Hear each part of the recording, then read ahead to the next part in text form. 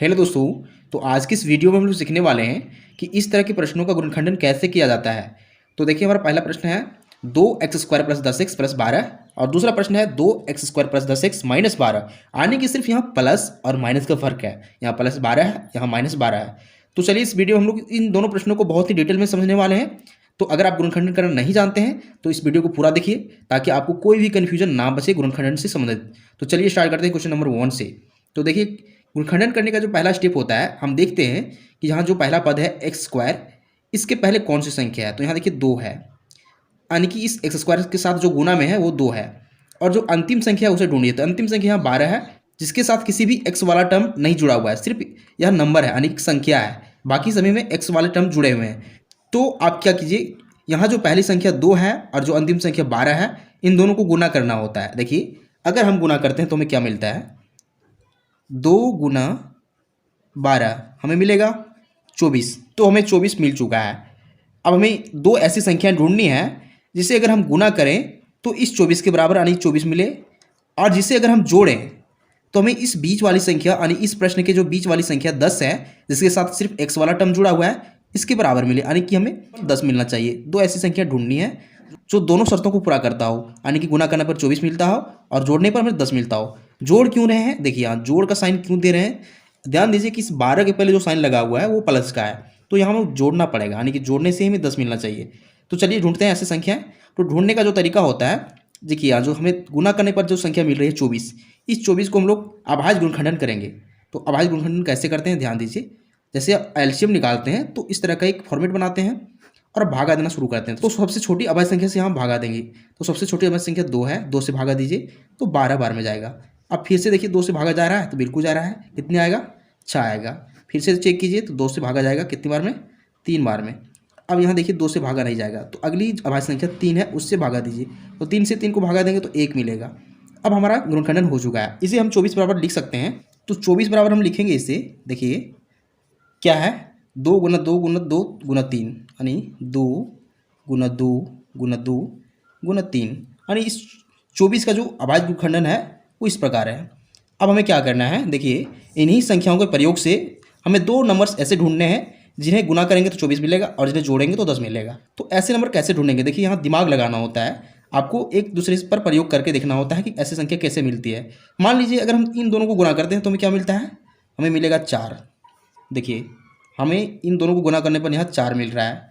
अब अगर इन दोनों को गुना करते हैं 2 गुना 3 तो क्या मिलेगा, 6। तो यहाँ से हमें दो नंबर्स ऐसे मिल रहे हैं, देखिए 4 और 6। इसे अगर हम गुना करेंगे देखिए 24 मिल जाएगा, 4 गुना 6 24, और 4 6 को अगर जोड़ेंगे तो 10 मिल जाएगा। तो अभाज्य गुणनखंडन करने के बाद जो नंबर से आ रहे हैं उन्हीं नंबर्स यानी उन्हीं संख्याओं के प्रयोग से ऐसी दो संख्या हम ढूंढ रहे हैं। तो हमें संख्या मिल चुकी है जो 4 और 6 है। तो देखिए अगर हम 4 गुना 6 करते हैं तो हमें 24 मिल जाता है, और 4 और 6 को अगर जोड़ते हैं तो हमें 10 मिलता है, यानी दोनों शर्तों को पूरा कर रहा है ये दोनों संख्या हैं। अब हम क्या करेंगे, इसका गुणनखंडन इन्हीं संख्या के प्रयोग से करेंगे। कैसे, देखिए आप सबसे पहले जो नंबर्स हैं 2x² उसे सेम लिख दीजिए, देखिए 2x²। उसके बाद यहाँ देखिए प्लस है तो प्लस भी लिख सकते हैं आप पहले।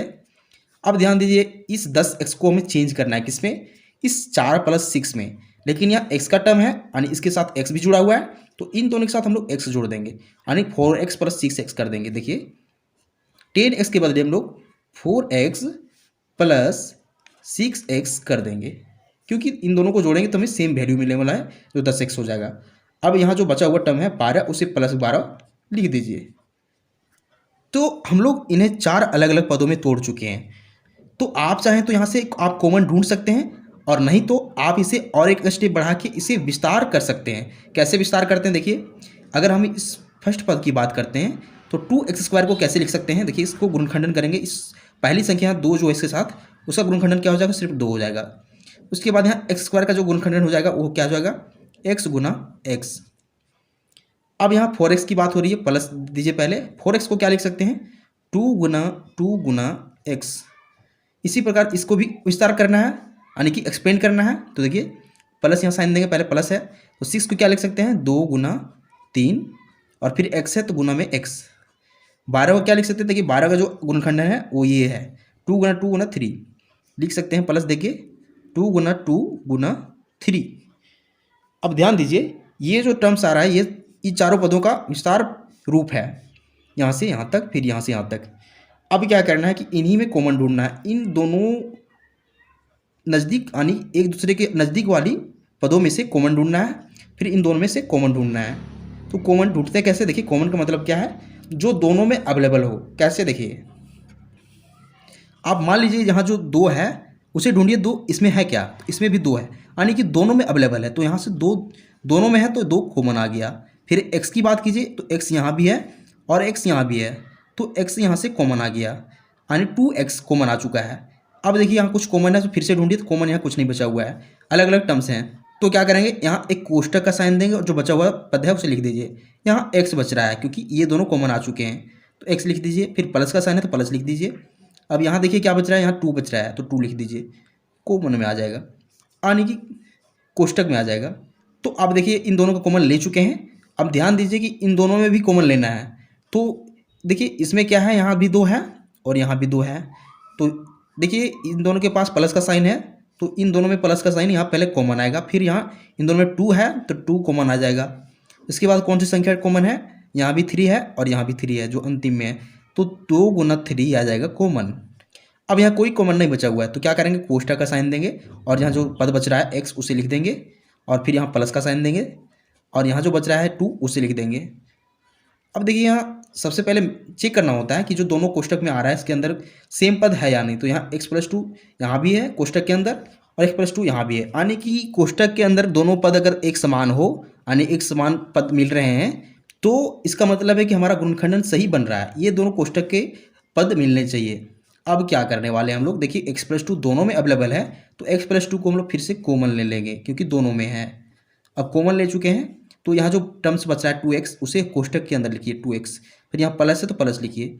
अब यहाँ क्या बच रहा है, 2 गुना 3 बच रहा है, 2 गुना 3 मतलब 6 बच रहा है, तो 6 लिखिए, यानी कि x+2 इसे लिख सकते हैं कॉमन देके x+2 इंटू 2x+6 जो बन रहा है, ये इस प्रश्न का गुणनखंडन हो जाएगा, यही हमारा फाइनल आंसर हो जाएगा।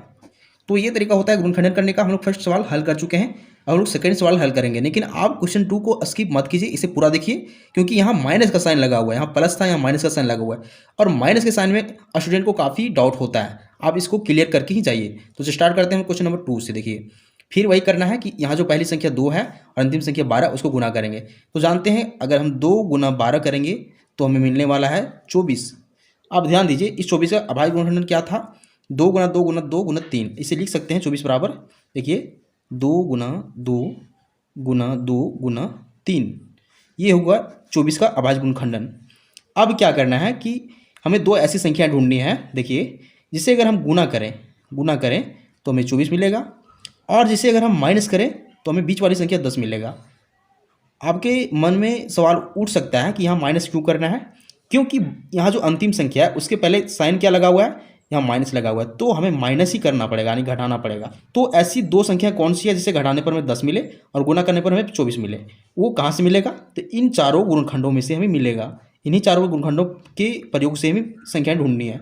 देखिए कैसे ढूंढते हैं, तो आप यहाँ ध्यान दीजिए, अगर हम गुना करते हैं इस 3 को 2 से, फिर 2 को 2 से, यानी कि 3 दूना 6, 6 दूना 12 हो रहा है, यानी कि इनका जो गुणनफल आ रहा है 12 आ रहा है, और जो बच गया 2, यानी कि इसे 2 गुना 12 लिख सकते हैं। 2 संख्या में 2 और 12 मिल चुका है, तो अगर हम देखिए 2 गुना 12 करें तो क्या हमें 24 मिल रहा है, फिर अगर हम 12 में 2 माइनस करें तो क्या हमें 10 मिल रहा है, यानी कि ये दोनों शर्त फिर से पूरा हो रहा है, और ये संख्या क्या क्या है, 2 और 12 है। तो इन्हीं संख्याओं के प्रयोग से अब हम इसका गुणनखंडन करेंगे। कैसे, फिर से वही काम करना है। यहाँ जो पहला पद है 2x² उसे सेम लिखिए 2x²। अब यहाँ इस प्लस 10x को चेंज करना है इसके फॉर्म में, यानी यहाँ 12x - 2x हो जाएगा। इसके साथ हम लोग x का टर्म जोड़ देंगे ताकि इसका जो वैल्यू आएगा वो 10x आ जाए, यानी बीच वाली जो पद होती है 10x उसका जो वैल्यू है इतना आएगा। तो इसे लिख सकते हैं 12x - 2x, यहाँ प्लस का साइन देना है क्योंकि पहले प्लस है। इस 10x को लिखेंगे 12x - 2x। अब यहाँ -12 अंतिम में उसे भी लिखिए। अब हमें क्या करना है, फिर से एक्सपेंड करना है, तो हम 2x² को लिख सकते हैं 2 गुना x गुना x। 12x को क्या लिख सकते हैं 2 गुना 2 गुना 3 गुना x। इस 2x को क्या लिख सकते हैं -2 गुना x। यहाँ 12 को क्या लिख सकते हैं -2 गुना 2 गुना 3। ये हो गया इन चारों पदों का विस्तार फॉर्म यानी विस्तार रूप। अब क्या करना है, यहाँ से कॉमन ढूंढना है इन दोनों आमने सामने वाले पदों से, फिर यहाँ भी कॉमन ढूंढना है। तो देखिए इसमें कॉमन क्या आ जाएगा, इस पद में और इस पद में। यहाँ 2 है तो यहाँ भी 2 है, यहाँ x है तो यहाँ भी x है, और कुछ कॉमन यहाँ नहीं मिल रहा है तो क्या करेंगे 2x को कॉमन ले लेंगे और यहाँ कोष्टक का साइन देंगे और जो बचा हुआ पद है x उसे लिख देंगे। फिर यहाँ प्लस है बीच में तो प्लस लिखिए, और यहाँ देखिए ध्यान दीजिए यहाँ 2 गुना 3 बच रहा है, यानी कि 2 गुना 3 6 बच रहा है। तो इसमें कॉमन ले चुके हैं, अब यहाँ कॉमन लेना है इन दोनों पदों में। तो ध्यान दीजिए कि यहाँ दोनों में माइनस का साइन है, यहाँ भी माइनस है और यहाँ भी माइनस है, तो हम पहले माइनस को कॉमन लेंगे क्योंकि दोनों में है। अब यहाँ संख्याएं ढूंढनी है कॉमन को, तो यहाँ 2 है और यहाँ भी 2 है, तो 2 यहाँ कॉमन आएगा। फिर देखिए कुछ कॉमन है तो फिर ढूंढिए, कॉमन यहाँ कोई संख्या नहीं है, यानी x भी यहाँ कॉमन नहीं है, तो क्या करेंगे सिर्फ कॉमन 2 आएगा। अब यहाँ कोष्टक दीजिए, फिर जो बच गया x वाला पद उसे लिख दीजिए। अब यहाँ देखिए साइन क्या आएगा, तो साइन यहाँ हम लोग माइनस को कॉमन ले चुके हैं, इसलिए यहाँ आप प्लस आने वाला है क्योंकि हम लोग माइनस को कॉमन ले चुके हैं। अब जो बच गया पद यहाँ 2 गुना 3 बच रहा है, 2 गुना 3 कितना हो जाएगा 6 हो जाएगा। अब देखिए फिर से कोष्टक के अंदर सेम पद है 6x + 6 x + 6, यानी कि हमारा गुणनखंड सही बन रहा है। ये होता है जांच करने का तरीका। अब क्या करना है कि x + 6 को फिर से कॉमन लेना है क्योंकि दोनों में अवेलेबल है, तो x + 6 कॉमन आ जाएगा। और जो यहाँ बचा हुआ पद है 2x उसे यहाँ लिख देंगे क्योंकि बचा हुआ है, फिर यहाँ माइनस का साइन है तो माइनस लिखिए, फिर यहाँ बचा हुआ पद 2 है। x + 6 × 2x - 2 ये इस प्रश्न का गुणनखंडन हो जाएगा, यही हमारा आंसर हो जाएगा। तो ये तरीका होता है इस तरह के सवालों को हल करने का। तो उम्मीद करते हैं आपको मेथड समझ में आ चुका होगा। तो अगर आपको वीडियो पसंद आता है तो वीडियो को लाइक कीजिए एंड चैनल को सब्सक्राइब जरूर कीजिए क्योंकि हम इसी तरह का वीडियो बनाते रहते हैं जो आपके काम का हो। Thank you.